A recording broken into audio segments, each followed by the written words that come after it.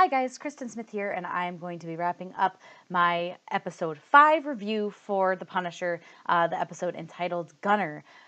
Oh my god.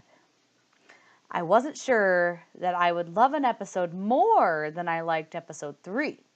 But this episode, jeez Louise, it is really good. Really, really good. Just so good.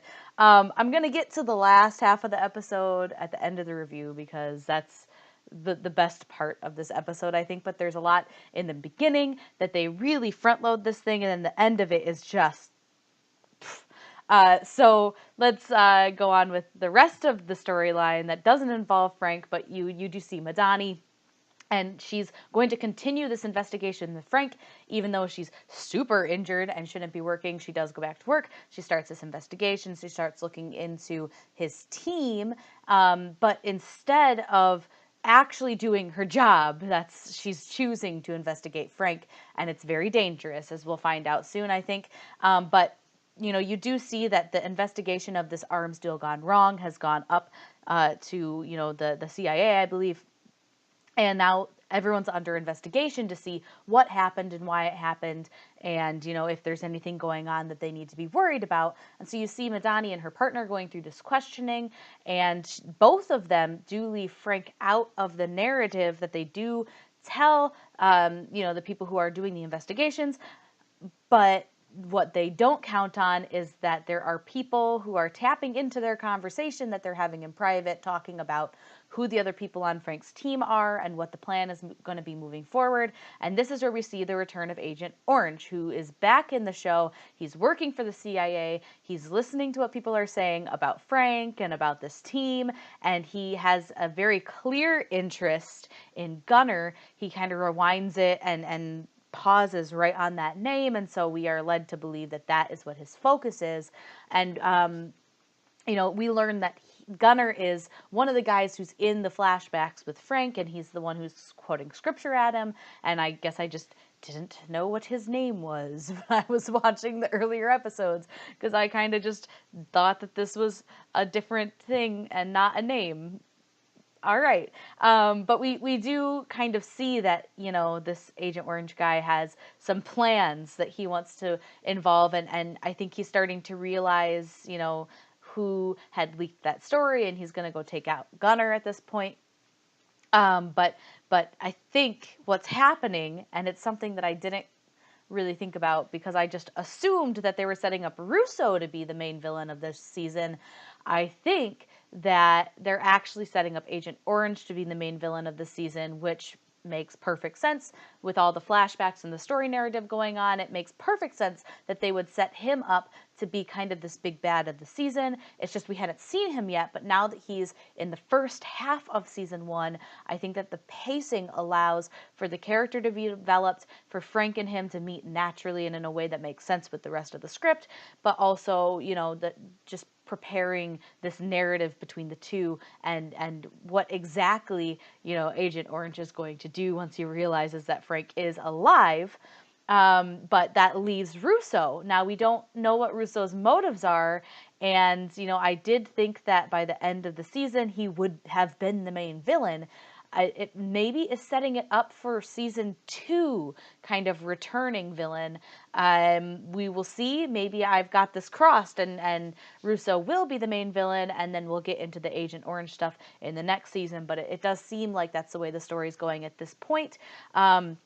Speaking of Russo, though, we actually do get the first kind of, sex scene thing in this episode. I feel like there's got to be one in, like, every Marvel show, apparently, but there's this one between Russo and Madani, and I think pretty much, like, called this one coming from episode 1 or 2 or whatever. Like, when they first met, I was like, okay, so they're going to hook up.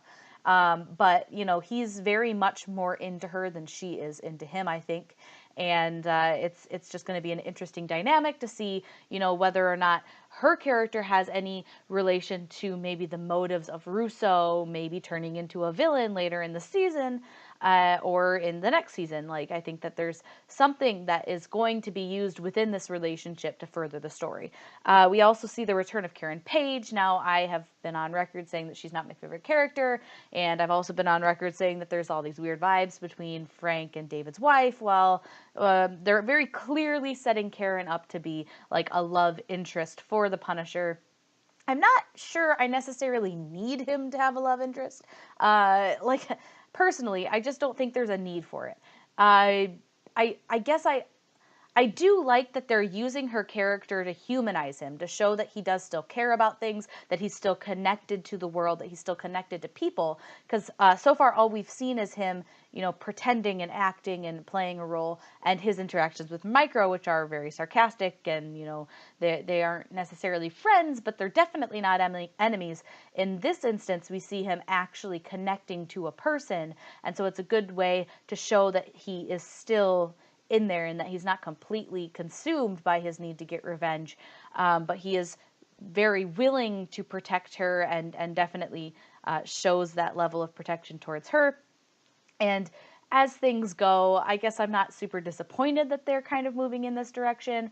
And we do see that Karen is very loyal to Frank. She gets under investigation by Madani and does not sell Frank out at all. She doesn't say anything about him. She does a good job protecting, the information she does have about Frank. And so I do see that this is kind of like the natural progression of the storyline. Darn, I really wanted to continue disliking Karen.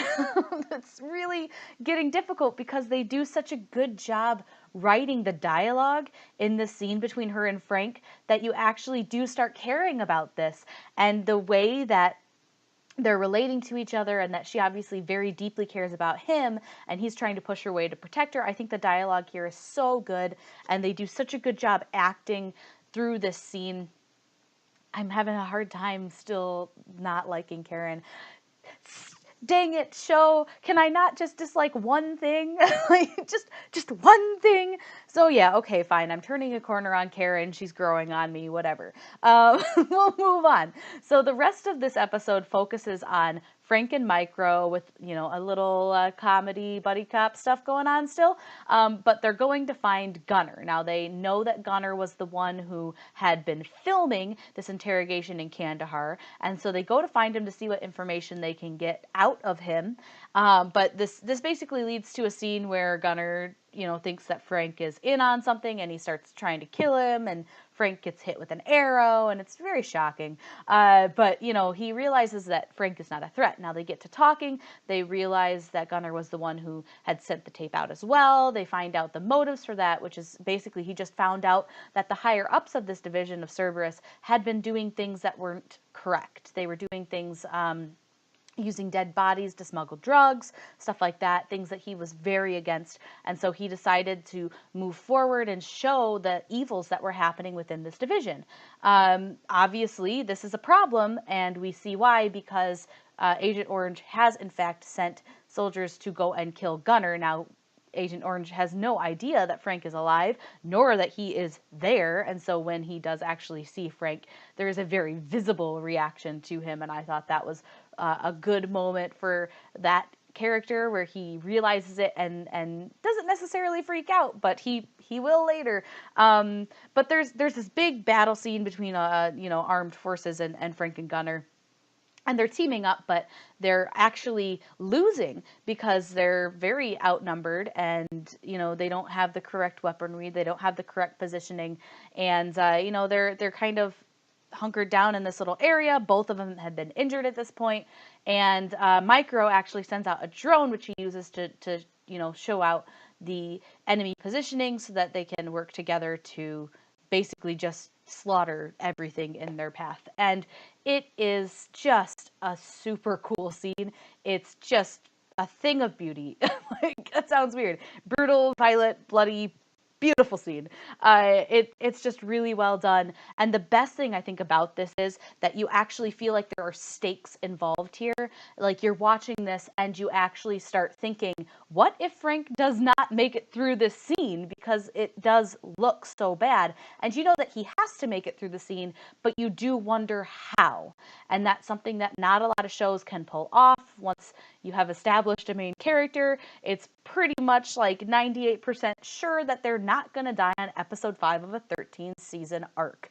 But, you know, we do actually feel like there are stakes involved here, and there are, because Gunnar ends up dying, although we don't see it. He very clearly is close to death when Frank tries to leave him, and you know, Frank's also very close to death and probably would have died if Micro hadn't come and got him and taken him back to the van, where, you know, he'll help him and heal him up and all that junk.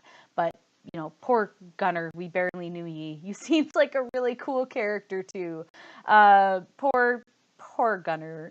So I just think that it's good that they're doing things that make you feel like the stakes are real.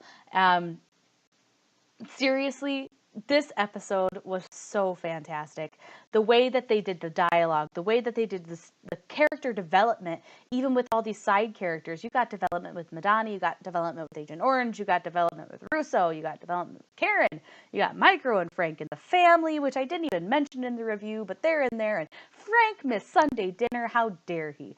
But you get so much development in here through conversations, and then you get this amazing action scene at the end of the episode that is just so well done and just really entertaining. I loved this episode. I think everything within it was perfectly situated. I think the pacing within it was so good. Probably the best dialogue, although it's been great so far. I think the dialogue worked the best so far in this episode. The pacing was just off the charts. And the little interactions, I think, between Micro and Frank are just such a great foil to the very serious nature that this show takes on. Everything about this episode I find perfect. It's a 10 out of 10. I just so good. I'm just assuming that there are going to be more really great episodes moving forward, because basically every episode has been a step up and just, you know, better and better. And I haven't really felt like there's been a misstep yet at all in the show. I'm really just in awe at how good I think this show is. What did you guys think? I have no words. It's so good. But let me know what you thought in the comments. Thank you for watching this review. You can check my review out of episode 4 right on over there. You can also subscribe to my channel, where hopefully I will be putting out the other reviews very shortly, but you'll see those on my channel if you subscribe over there. And other than that, I'll see you all in the next one.